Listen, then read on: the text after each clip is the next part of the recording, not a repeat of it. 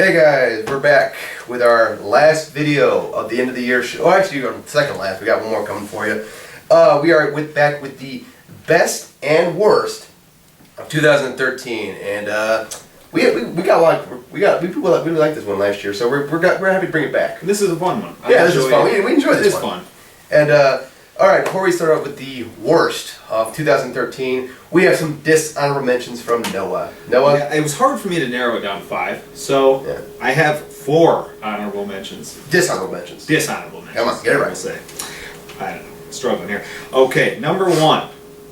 Raw commentary. That's a good one. Just terrible. From JBL shouting, "Oh, hey, yeah, what's up?" Yep. God. Terrible. The selfie.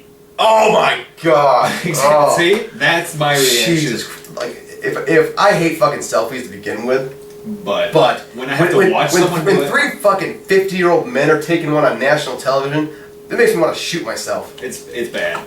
It's bad. And the shilling of the app. Constant shilling of the damn I have a fucking iPod Touch and I still don't have that fucking I've had an iPhone for over a year and no fucking way am I downloading that thing. And the show, do you remember the Raw where they showed us how to order a pizza on our cell phone? I mean, are you shitting me? You know, I'm realizing a pattern. Like, that could all be just going over like raw bullshit. So that was all raw commentary. That's all one. Oh, that's all one. Okay. Yeah, oh my God. Oh, I thought that was like all of them. It's like holy shit. No, that was okay. That's what I meant by raw commentary. Wow. They did all that shit. Okay. All right, I'm gonna try and breeze through this a little more. Okay. Chikara. All right, we're gonna touch upon that later. Okay, I don't want to touch on it too much, but just the way they finished. Yeah. Brooke Hogan. What is that term that one comedian had for her in that video you sent me? Hulk Hogan's grown-up cum. Yes. That's pretty much accurate description. That's what Louis C.K. called her, so that's pretty accurate. Awesome. Yeah. Oh God, she was useless. Yeah, and the number 1 dishonorable mention would probably be CM Punk pouring Paul Bear's ashes all over himself. No, over Undertaker. And bathing himself. Yeah, that was pretty much classless. And this Paul Bear's son agreed to allow Paul Bear to be part of the storyline. When he saw it, he was disgusted. So yeah, that was pretty bad. That was nasty. Okay. But yeah, those are my dishonorable mentions. All right. Okay, let's get to the dishonorable meat and the potatoes. All right. You want to go first, or should I'll go first because you had the dishonorable mentions. My number 5 worst of the year, the ROH pay-per-view issues and basically getting rid of them. ROH this year I felt really took some steps in the right direction and made this company a lot better, I think. 2012 was a horrible year for Ring of Honor. No one denies that. But this year they came back and they did pretty well this year. I thought they were pretty solid. They weren't mind-blowing, but they delivered a nice, solid product. The problem was nobody could fucking see it because of their pay-per-view issues, including the biggest pain in the ass to us, which was Super Crown of Honor 7, Jay Briscoe, Kevin Steen for the world title. And we were excited for him, and we thought, oh, Jay Briscoe's probably not going to win, but it's going to be a good match.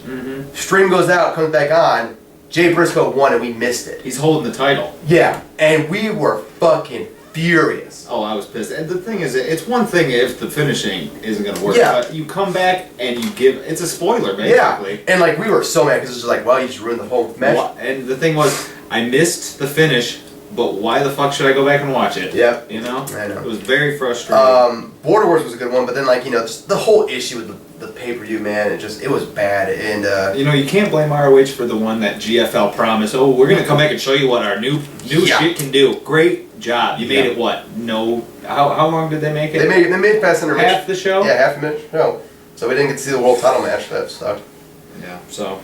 Yeah, and basically doing away with pay-per-views. Hopefully they come back this year with pay-per-views. That'd be really nice. And it's hard to take what Jim Cornette says. You got to take it with a grain of salt, but from what he says, it sounds like it's SBG being a bunch of cheap asses. Yeah, it wouldn't be surprising. But maybe they should go sign up with WN Live because they've been doing awesome. Why can't they sign for the same channel that New Japan does? They've never ever had a problem. Right? Ustream, never had a problem. They should, but that's a big issue that I would like to be seeing fixed in this year.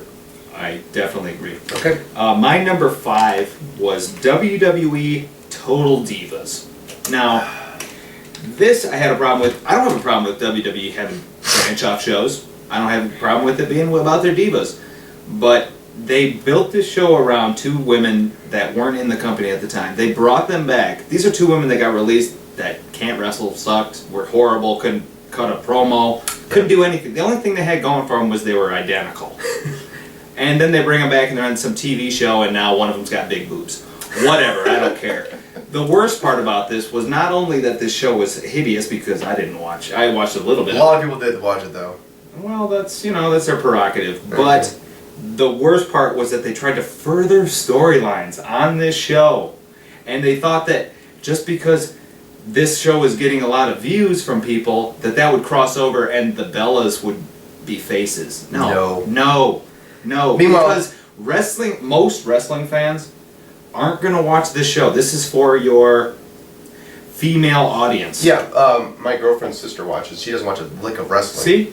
Exactly. So, I just don't understand how they thought that there would be so much crossover appeal. Like, people would tune into the Divas matches and cheer them on. And because of WWE Total Divas, I had to sit through Eva Marie cutting promos, having what I believe she liked to call wrestling matches, just basically sucking ass cheeks. So this was my number 5, hands down, awful. Okay, that was a good analogy. Okay, my number 4, Dolph Ziggler's push. We all remember where we were when we watched WrestleMania, the Raw after WrestleMania, where Dolph Ziggler cashed in and the crowd lost their collective shit. That was the biggest fucking pop I've ever heard in my life. I don't want to jump in too early, but I've seen that 3 times, marked out all 3. It's amazing. It's that is awesome. You could have made Dolph Ziggler the biggest babyface in the world after that night. It was a done deal. Fast forward a few months, Ziggler gets a concussion, unfortunately. He then drops the title after no defenses to Alberto Del Rio. And everyone on the internet's either like, fuck this company, or don't worry. Play it out. We waited, and we're still fucking waiting. Dolph Ziggler still has not gotten his fucking title back. He got the Christian treatment. Yeah. So that really pissed me off because look at that moment. Watch that and tell me that crowd is not fucking into everything Ziggler does. They were more into Ziggler than they were for Alberto Del Rio during his entire run as champion, where he was supposedly the big baby face, you know? No one gave a shit about Alberto Del Rio, but they love Ziggler. And for whatever fucking reason, WWE is in their mindset where Dolph Ziggler's not a good enough star or some bullshit that they can put him as champion. You know, it's so fucking stupid. Like, why are you throwing away money by not having this guy be a star? And it pissed me off. It pissed me off that they fucking buried this guy and haven't done anything with him since then, after he had the biggest pop of the night after WrestleMania, with the big crowd that is all hardcore wrestling fans who are gonna core audience. Yeah, that's the crowd that is paying WrestleMania ticket prices and are coming from across the country. Across the world. They are your hardcore fans. They're the fans that you need to be getting. If you have on your side, you're doing something good. So, fuck you, WWE, for that one. That ain't the last fuck you I got on this list from you. Alright. Well, let's move on, and I'll move away from WWE for my number 4. And my number 4 is TNA Executives' Cluelessness. Oh my god. And I'm going to be in particular Pritchard. Bruce Pritchard, basically not knowing how the hell to do his job, because Bobby Roode, working without a contract as one of your tag team champions, how does that happen? His fucking visa expired. And a good amount of your wrestlers not being able to go out of the country because of visa problems. Yeah. And Kentucky show, I believe it was a Kentucky show, nobody could wrestle because of that. Yeah. They didn't have wrestling permits. They didn't have license to wrestle. Yeah. Another one, Jeff Harvey. Jeff Harvey, oh my god. Oh, Mike Adamle here. Oh my god, I cannot believe that. Wow. That was awesome. I swear I didn't do that intentionally. That's Jeff Hardy. Oh my god, I can't believe that. I can't believe that happened. Couldn't go over to the UK because of his criminal record, and he's the TNA champion. They put the belt on him a few weeks before they have a European tour. And they hyped him up to be there too. They advertised they it, and they knew he couldn't be there. That's so shady. And not only that, and I included in this the gut check because that was the biggest clusterfuck I've seen in a long time. For the TNA doesn't know what talent is. They bring in all this talent, and they choose the times that they choose anybody, they choose the wrong person. Yeah. For one, Jay Bradley is the perfect example of that. Damn.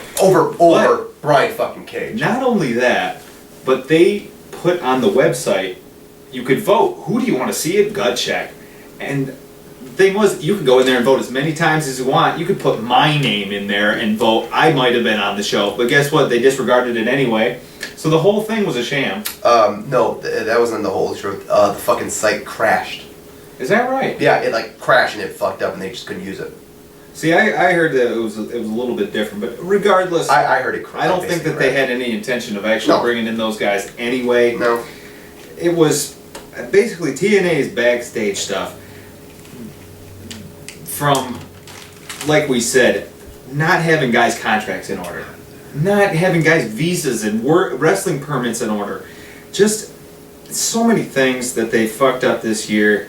That's got to be number 4. Okay. My number 3. Daniel Bryan's title run, or lack thereof. Let's take you back to SummerSlam 2013 when Daniel Bryan beat John Cena clean in the ring. We were the happiest people on the fucking planet. We were doing goddamn backflips. We were so happy. Randy Orton comes out, Triple H turns heel, and we're just like, yeah, we saw that coming. We were upset, but it's like, he still won. He's gonna get that belt back. Don't worry, guys. It's gonna, Fast forward to Night of Champions. We're like, okay, Daniel Bryan's obviously not gonna win here tonight. That's fine. It's the beginning of the storyline. We'll see where they go from here. Daniel Bryan wins by a fast count from Mike Chioda, which was never fucking explained again why that happened. We still don't know. That's a fucking mystery. Right. Like, why hasn't anyone ever talked about that? Like, why did that happen? Like, did they ever explain that? No. Next night on Raw, and after that one, I'm like, huh, he won. Not gonna hold it for long, but it's like, yeah, okay. you just knew that was something. We were just like, off. It was just like, huh? It just struck us like, why did you do that? Like, it was just weird. Next night on Raw, stripped to the title, and he then proceeded to chase the belt, and is still chasing the fucking belt.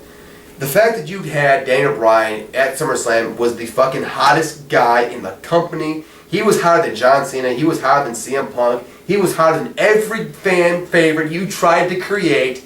He was hot because the fans loved him. Not because you made him, because the fans loved him.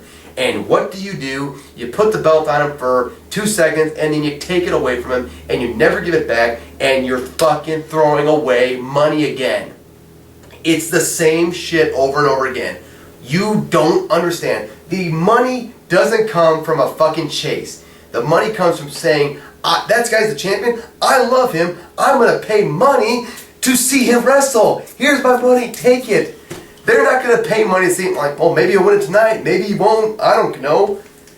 People are going to pay money to see this guy wrestle and win with the title on the line. And people want payoffs. Yeah. We're not going to pay for live shows to see him wrestle Randy Orton and have it end in disqualification. No. But if it was reversed, where Orton was going after the belt with Daniel Bryan as the champion, we'd pay because, well, Daniel Bryan's probably going to win tonight. He's going to beat the big-ass heel Randy Orton, and we're all going to go home happy. Yay!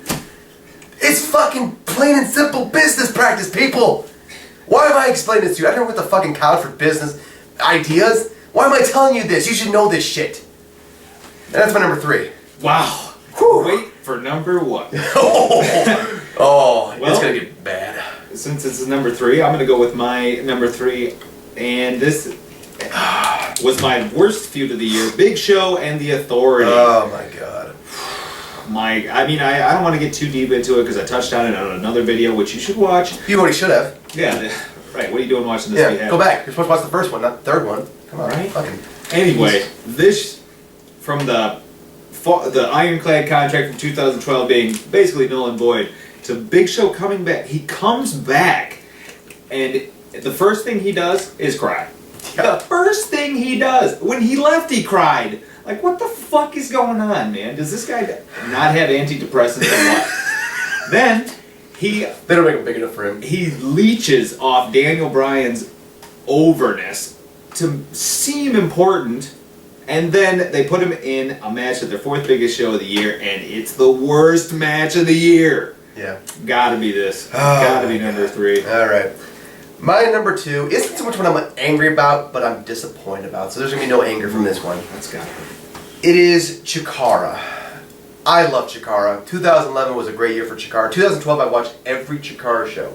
I love Chikara. I thought it was great. I thought it was one of the funnest companies in the world. It was just so different from everyone else, and I loved it. And then then after King of Trios, 2012, which was amazing shows, they started to do some weird stuff, and it just started getting different and different, and then it just kind of had a weird end of the year. And then 2013 starts, and it was just not the same. It wasn't as much fun. It wasn't as, good, many good matches. They had a lot of weird storylines going on, a lot of weird team-ups, and a lot of weird pushes, and this and that, and it just didn't feel the same. Come to Anniversario, the pay-per-view, which we were always excited for because we love Chikara pay-per-views because they do them right. They do them good. Right. The main event is Eddie Kingston versus Icarus for the Grand Championship, and we weren't really sure about that, but it's like, well, it's Chikara. Maybe those surprises. And lo and behold, they did, because it was actually a really good match. And then the finish comes, and there isn't one, because they have these security guys run out there and take away the guys from the ring, and then they shut down the whole fucking company. And that was the last we heard of Chikara, and it's just like, wait, what's going on? And now it's some big elaborate storyline about Chikara now coming back, and it's just like, you went away for that long and you didn't do anything about it. Like, you're releasing these YouTube videos and you're having these little things going on in your little side project, like wrestling is fun and all these other things. But the thing is, this Chikara death angle could have been so much better. But you didn't really do anything with it. You just kind of let it happen, and you're just kind of letting your fans just sit there wondering what's going on, and you're not making us want to see you come back. You're doing some things, but just like, unless I'm following every single promotion that's involved in this, which I can't keep up with, right? How am I supposed to know that Chikara's coming back? It was a really weird thing, and it was so disappointing to see a great company that was so much fun and so much energy and so different from everyone else go away and not come back this year, and it was really disappointing to me. And I want to touch on that also. The fact that they went away and now they're supposed to be coming back. The thing is, the way that they left, I was very displeased with. I had such a bad taste in my mouth that I don't know if I would buy another Chikara show. Yeah. Because it was one of those that, we talked about it, WWE, you can't ask your fans to spend $50 for a non-finish. Chikara is one of those companies that really can't afford to do that. You cannot expect a fan base of a few thousand people to tune in for a match that doesn't have a finish. I can do that with WWE. Why would I seek you out to see the same thing? Yeah. And the finish to that match was just left such a bad taste in my mouth. Yeah, we were really upset about that. I was very upset. Yeah. Why they thought that was a good idea, I don't know. I really don't. That was a really bad decision. But, anyway, I hope I didn't steal your... No. But I definitely had some feelings on that. My number 2 was your number 3, and that's Daniel Bryan's D push. I felt... Sometimes, I don't know if I've said this to you, but I felt that part of me wishes that I would have turned the TV off after Daniel Bryan won the title and never watched wrestling again. Because that was the peak of my enjoyment. Because after that, it just kept going down. And it's sad because the guy that we make fun of so much and the guy that catches so much hell, John Cena, laid down for Daniel Bryan. Orton won't. No. Will not do it. No way. Absolutely not going to happen. The storyline, we started out, well, okay, this is easy. We know where they're going with this. It's going to be great. It's Austin versus the corporation again. It was almost like, I don't know if they were trying to outsmart us, which WWE likes to do. They like to outsmart their smart fans by giving them a swerve that sucks. Yeah. And that's not smart. They nearly any other superstar besides maybe Punk or someone at that level, this would have buried them. Oh yeah. You can't do that to people. You can't give them something, take it away, and shove them down the card. You can't be doing that. This was terrible. I really think the fans are cheering Bryan right now to spite WWE, like saying like, we are not gonna let you take him away from us. He's our guy. We want him, and like they're basically saying like, we're not going away. We're still on his side. Like we're not gonna be fooled, And I like that a lot, and I applaud the WWE fans for basically using their being voice. vocal. Yeah, and that's so rare because usually. In years past, and I hate to sound like, oh, WWE fans, this and that, but a lot of times WWE fans are very accepting. I agree. What you get is, okay, that works. But this is one of the times they're like, no, this isn't going to work. Yeah. And I love that because this is the only business, entertainment business in the world, even sports, that you can go there and you can and say and react the exact way you want. You can't go to a comedy club, you can't go to a movie and be like, boo, you suck, or chant for the guys you want to see. Yeah. But this is the one form of entertainment where you can speak your voice, and I love to see that there's more fans than there are guys running the show, and we have the power, we have the money, and they want it, and they're gonna have to work for it. That's right. They got to earn it. So. Oh yeah. All right, my number one, and it's a big one. TNA. And that's it. It's TNA. It's everything. The great big pile of shit that this company is my number one worst thing of professional lose a couple wrestling. Subscribers from that one. I don't give a damn. I don't give a damn. TNA has done more this year to fuck themselves in the ass more than anyone else. TNA, you have been on your knees all goddamn year blowing it. You suck. From the beginning of the year with the whole Ace and Eights bullshit from day one to the end of the fucking year when it was ended by none other than Mr. Anderson. Yes, Mr. Anderson is the fucking champion of the day because he stopped Aces and Eights. From bullshit like that to the goddamn Brooke Hogan and the Hulk Hogan and Jeff Hardy is your champion and then not being able to go to the UK tour because he's a fucking drug addict and can't make it over there. To bullshit finishes that don't make any sense and we don't want to see. To Joseph Park still not knowing he's Abyss until the end of the year when Eric Young basically has to slap him in the face and say, you idiot, you're Abyss, you moron. To Chris Sabin winning the world title, which should have been an amazing moment, but ended up looking like a fucking fluke. And then you made it a fluke by having him lose it 2 weeks later to the same fucking guy. To Tito Ortiz being brought in to do goddamn nothing but stand there and look intimidating, and then to be asked to leave by Bellator MMA because they didn't want him to get hurt. To Rampage Jackson coming in and doing jack shit with him too. They were pushing a fight that never happened. Because one guy got hurt. You know what's funny is these are guys. None of these guys were on Bellator. Why is it TNA had to have these guys on their TV, but Bellator didn't have any TNA guys on theirs? There's more. To AJ Styles becoming fucking Sting from 1966, was it, or whatever? 1996. 1996, whatever. And it fucking being a loner heel and then ended up turning babyface on a random episode of Impact for no goddamn reason and then winning the belt from Bully Ray and then leaving and never coming back to your fucking company because he's smarter. You are a bunch of fucking morons and I hate your guts so much because you have every opportunity to be good and be an alternative to wrestling, to WWE, and you decide to be WWE Junior and be a shittier version than WCW, which I thought was impossible, but turns out it really is possible. You are a bunch of fucking morons and I fucking hate you. Kiss my ass and rot in hell. Ooh, I don't know how to follow that, to be honest with you. But my number one was a little more specific, but also TNA related. Was AJ Styles leaving the company with your title. And the reason I say this is because you spent the whole year, like you said, pushing him as the loner, the guy. And from the time he left to be the loner guy, people were like, he's going to come back and he's going to be the face of the company. He's going to end Aces and Eights and it's going to be AJ. This whole push, you push it all the way through the entire year and he leaves and he doesn't come back. And you just wasted all that time, money, airtime.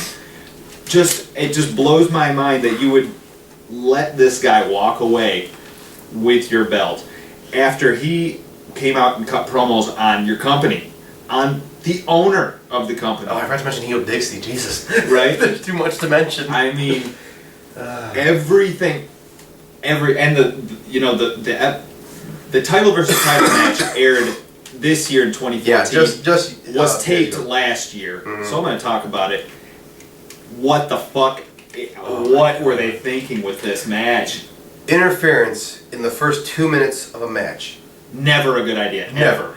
They did it earlier in the year too. Yeah, it was basically amounted to Sting and AJ fighting 8 guys, and Magnus, your new champion, who's going to be the champion for the company right now, probably for a little while, looking like the biggest bitch in wrestling because he can't fucking fight his own fights. He didn't even hit. I don't even think he hit a fucking move on AJ. Did he? I don't think so. I don't think so. He ended up winning the match because Bobby Roode took out AJ. And that is how you have AJ Styles, a guy who's been on TNA since the first fucking day, leave the company? How?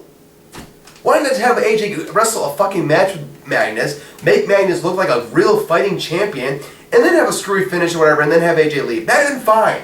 I'd have been okay with that, because that's typical TNA, and that's kind of wrestling, where the heel champion has to be a heel to win. But instead you make Magnus look like a bitch, you make AJ look like just like a guy who's... You make half the roster look like idiots. Yeah. Because all of them came out to attack. You look like a bunch of fucking amateurs. You did yourself no favors. So basically they spent all this time, energy, in a push that basically pushed your top star, Mr. TNA, right out the door. Yep. And he's in ROH now and he's happier. And yeah, and I look forward to seeing him. Me too. So yeah. Man, I feel better. That was our worst of the year? That was the worst of the year. And now let's get to something happy. The best of the year. And I love this because I can now calm my nerves and not go fucking crazy again.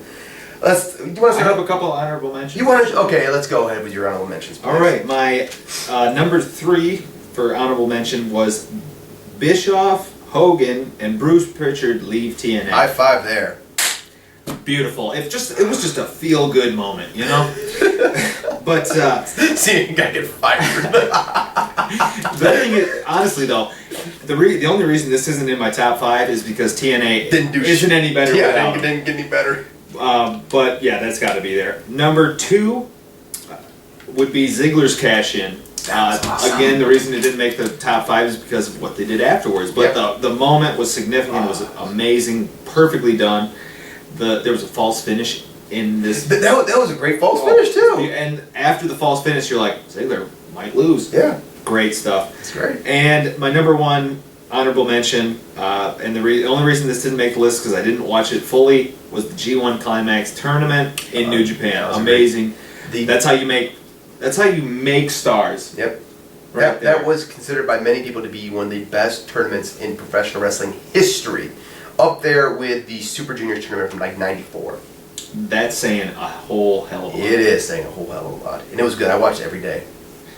So those are my honorable mentions. Alright. Now for my best of the year. And I actually had a really hard time doing this, but I think I came up with a good list that I'm happy with. My number 5, Adam Cole's ROH heel turn. Now, we had known Adam Cole to be a really great heel in 2012 with PWG after Bola, which he was great at. He was great in PWG, but we were always like, man, when he turns heel in ROH, it's going to be awesome. It's going to be great. And the start of this year, we kind of thought maybe it was going to do something this year. And then it was at Border Wars 2013 with his match with Jay Briscoe, where he had that little heel stuff where like he almost tagged Jay Briscoe, like right there. That's the start of the heel turn. It's happening.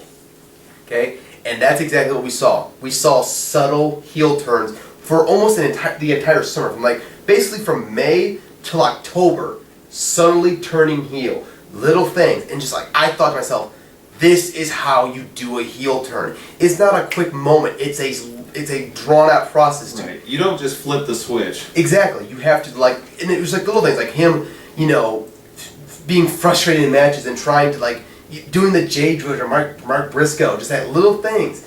The little like facial expressions of him like trying to tell himself, yeah, I'm number 1, I'm the best. And like, everything like that. And then even the grand finale at Death for Dishonor, where he beat Michael Elgin cleanly. That was big. I'm like, oh my god, that's awesome. because I thought for sure he was gonna cheat the win, but then he wins, and then he super kicks Jay Briscoe after the match. He hits Michael Elgin with the championship belt, and it's just like, that's how you turn a guy heel. You don't have him cheat in the match, but you have him turn after the match, and it was just like perfect. And then afterwards, everything he did afterward, like the lighting for his entrances was great. The way he acted, the way he cut his promos, the way he wears a suit and tie to house shows. Like we saw him outside of a house show at Dearborn, and he was walking around with a suit and tie. It's like that's how the champion. That's exactly that's perfect right there. Because of course, like that's how you sell the idea of this guy being a heel champion and a supposed to be a guy who's supposed to be the face of the company. He walks around with a suit and tie all the time, and like that's fucking awesome. So that was, my opinion, one of the best heel turns done in wrestling in so long. And one little thing I loved about that was the match with Elgin. Like you said, after the match, he has the belt and he's holding it. He's not. You don't see him there like as a heel. You see him there like, I did it. I did whatever it took, and it's mine, and I deserved it, and I earned it, and I'm gonna. And then it kind of almost comes over him like, I'm gonna keep it no matter what. Yeah. It's his most prized possession, and he worked his whole life for it. Oh, and also great. And just you feel it. A great spot in that match was when he got that big near fall on Elgin. And Elgin kicks out and he almost punches Todd St. Clair. Amazing. He's like, he lost it for a second and he snapped it like that, right? Like, just so many great moments of, like, watching Adam Cole turning heel slowly was so much fun for me. Because to me, that moment was almost like the reason he was going to hit Sinclair was because Sinclair was he was the man who was going to take it away from him. All his hard work, I'm here, that was my title, I just earned it, and you're taking it away because you didn't count 3. Just psychology, so subtly and perfectly done. Yeah, loved it. That was great. All right, are you? That's my number 5. Okay. Well, what's my yours? number 5. I love that. That was a good one. Thank you. My number 5 was the Indies shifting away from contracts. That is a good one. I'm really happy to see that. We're seeing guys like more towards the end of the year, but AJ Styles and Hero. You see them just. You get on their pages, they're just lists of all these promotions they're working for. Kevin Steen. Yeah. Generico was the guy who really was kind of got the ball rolling. Generico and the Bucks are the guys that really got the ball rolling here. And that's what I love about the Indies is seeing all my favorite guys in different places and working with different guys, and I think that will help the Indies. Yeah, Roddy's doing that right now too. That's right. That's who I wanted to mention. Yeah. Roderick. He's working Evolve. He's working FIP. Yep. So yeah, that's a good one. Okay, my number 4 is the rise of a lot of small companies, like mainly AAW and AIW. These are 2 companies who, especially in the absence of Chikara, have really just shot up to the top and said, like, yeah, you need a company to watch? Here we are. And like, I love that because that's a really good business thing. And just, I've really been happy to see so many of these smaller companies like pop up, like PWX pop up, Dreamwave popping up, Beyond Wrestling, and just like all these small companies. And it's like, it makes me happy because we're seeing more companies get noticed. And like, I think a lot of that has to do with like Smart Mark Video and Video on Demand being such a big product right now, and that like that fans can give these companies a chance and find them all over the place. And that's really, really a good thing to me because we're seeing more. Guys getting more exposure, big names are going to more places and getting more work, getting more around the world, and I love that so much, and that's just really a great thing, and it's a really positive thing for wrestling, especially independent wrestling. Yeah. So that's my thing right there. That's another great pick right there. For me, number 4 was Pro Wrestling Guerrilla never having a bad show. It's a good one. I mean, not one. They've had their worst show of the year was. Still very easy to sit through, very enjoyable. The only 2 we could say were like maybe questionable was DT4 and Matt Rushmore. And I really like DDT4. Me too. I love that one. So I mean, and the only reason Matt Rushmore was questionable is because of the finish. And great, it was very easy to sit through. It was fun, not shit through, but sit through. I caused that myself. I'm sure it's easy to shit through, but. Honestly, I enjoyed the hell out of that show, and that's the thing about PWG. Even their less than stellar shows are a breeze. Yeah. So, I have to mention them. Okay, now of course, man. All right, my number 3 is the match quality on WWE television. Last year, especially 2012, was a Raw was unwatchable at times. It was terrible. It had just gone to 3 hours, and they didn't do jack shit with it. This year, I don't know what happened, but they took over and basically said, like, we're going to have good, long matches on Raw, on SmackDown, main event, NXT. We're going to fucking do some matches on these TV shows. And it was a boom period. I mean, Raw had so many great matches, especially from The Shield. There are a lot of them on, like, my top 10 for WWE this year that were on Raw. Like, I think half the list is from Raw, which is great. SmackDown had some really great matches. NXT had some incredible matches, especially that one between Adrian Neville and Sami Zayn I showed you, and the 2 out of 3 falls match between Antonio Cesaro and Sami Zayn. Incredible. And just main event had Antonio Cesaro and Kofi Kingston in a great match for the U.S. title. Fantastic, man. And just it was so nice this year to have WWE television giving us what we want. Wrestling, and not just on pay-per-view, because actually a lot of times the television was better than the pay-per-views. So it was so nice to see that, and it was really, really refreshing to see WWE using the television product for what it's meant to do. Yeah, you know what is great is my number 3 kind of goes hand in hand with yours, and that is the young talent being pushed in WWE this year. We got the Shield. Yeah. We got the Wyatts. Yeah. We got Daniel Bryan really getting pushed here. Big E Langston. Big E, you know. And even, you know, I don't like Ryback, I don't like Axel, but they tried these 2 guys out and they didn't work, and now they're pushing them back down the card. At least they're pushing the young guys. The Usos. The Usos is another Cody Rhodes finally getting a push. Sandow. Sandow, yeah, he's kind of fell off a little bit. Yeah, but I mean, I just feel like they did a really nice job of pushing guys. NXT is its own little product, and those guys, they're trying to build those guys up as the next thing. They're doing a good job, I think. Yeah, I think that they've done a fantastic job of building up their young talent, and that's something that's been a complaint of mine personally for years now. I agree. All right, mine number 2 actually kind of like that, which is a lot of new talent just sparking up everywhere and like really stepping up their game.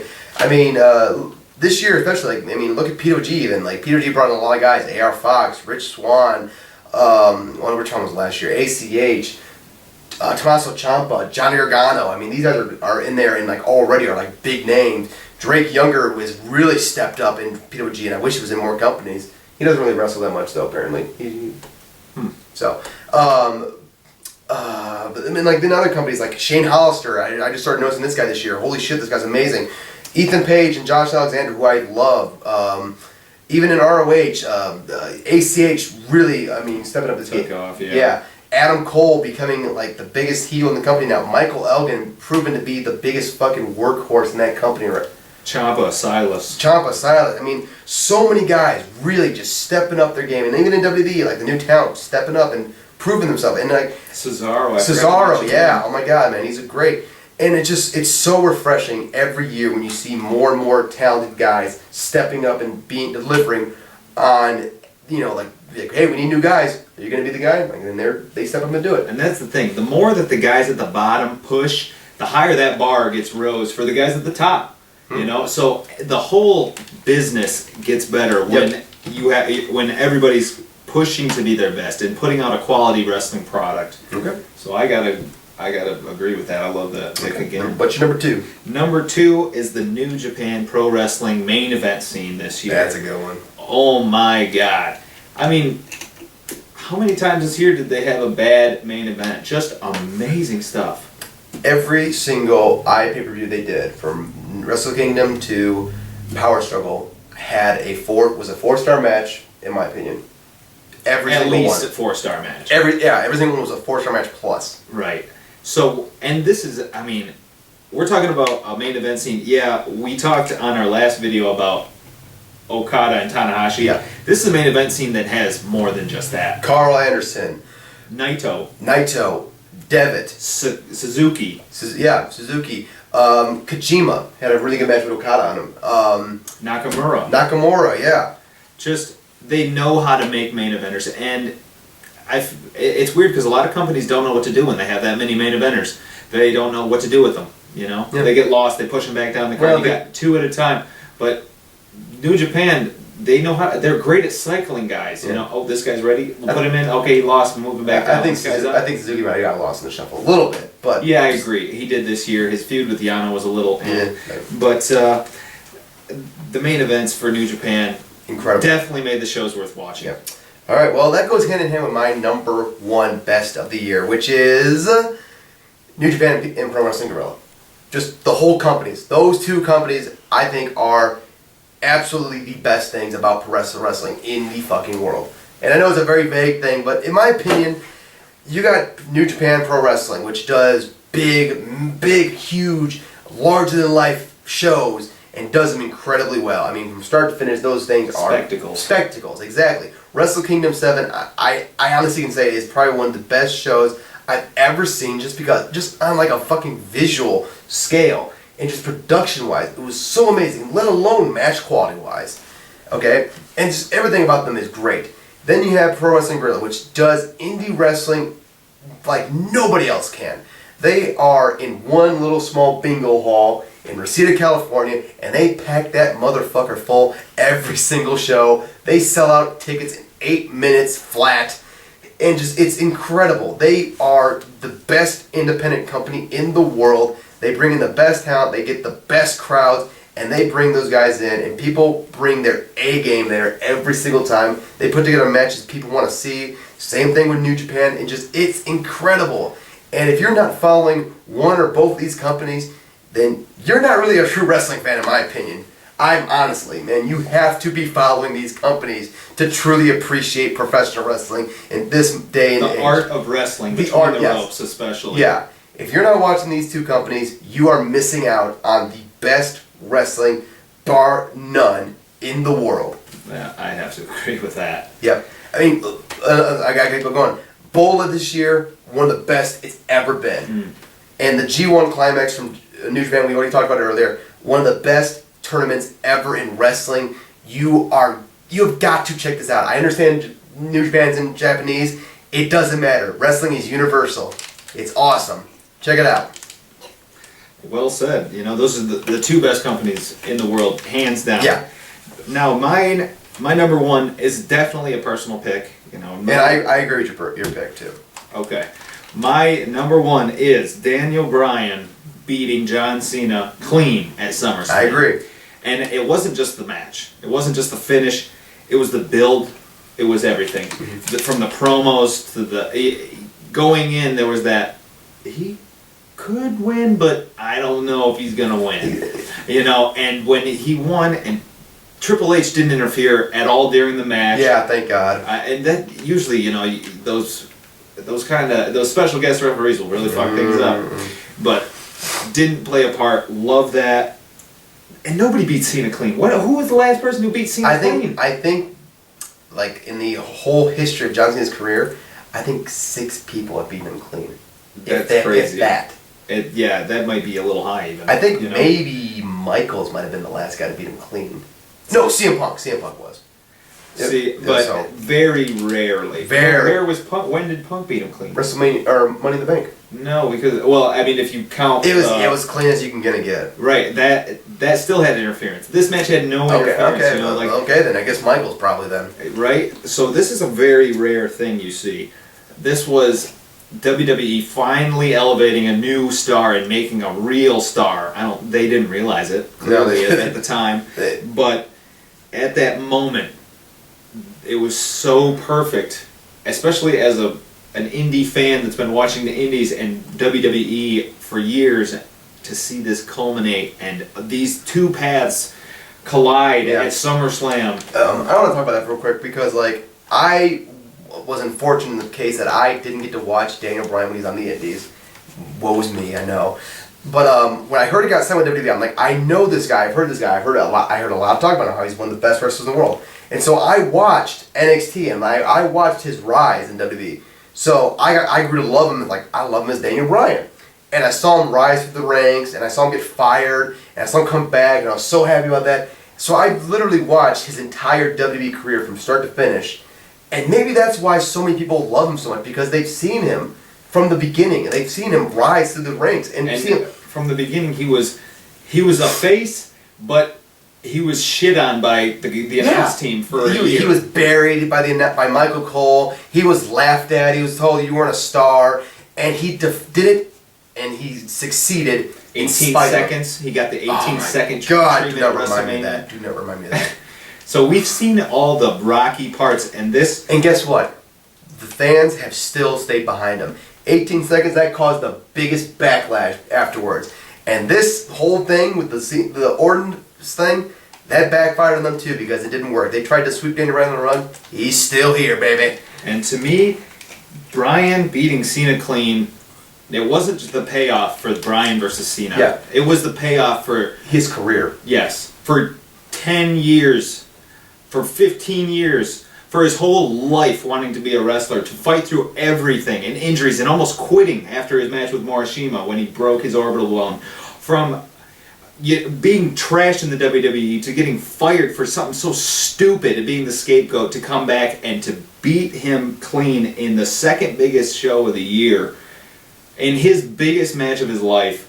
There's nothing like it. Nothing feels better. I was regretting not putting that on my list now. The only reason I didn't put it on my list is because of what happened afterwards, just to be fair. No, I understand. That's the reason why Ziggler didn't make it, so I understand that. But yeah, I absolutely agree. And you got it different because you followed him in his independent career, so you saw the rise of him and everything. So, but I can absolutely appreciate everything you just said. And in my opinion, that him being John Cena, it was everything we wanted it to be. It was finally the independent wrestling fans finally getting a win. It was our retribution. It was our retribution, yeah. And in my opinion, you can do anything you want to Daniel Bryan now. You could bump him back down to NXT. Send him back to the Indies. Yep, it doesn't matter because he beat your golden boy. And you can never take that away. And yeah, we got to give kudos to John Cena for fighting so hard to make sure that match happened. Right. And for bumping his ass off during that match and working to make Daniel Bryan look like $1 million. Not that he needs it, but he worked his ass off. John Cena deserves a lot of credit for making Daniel Bryan look good.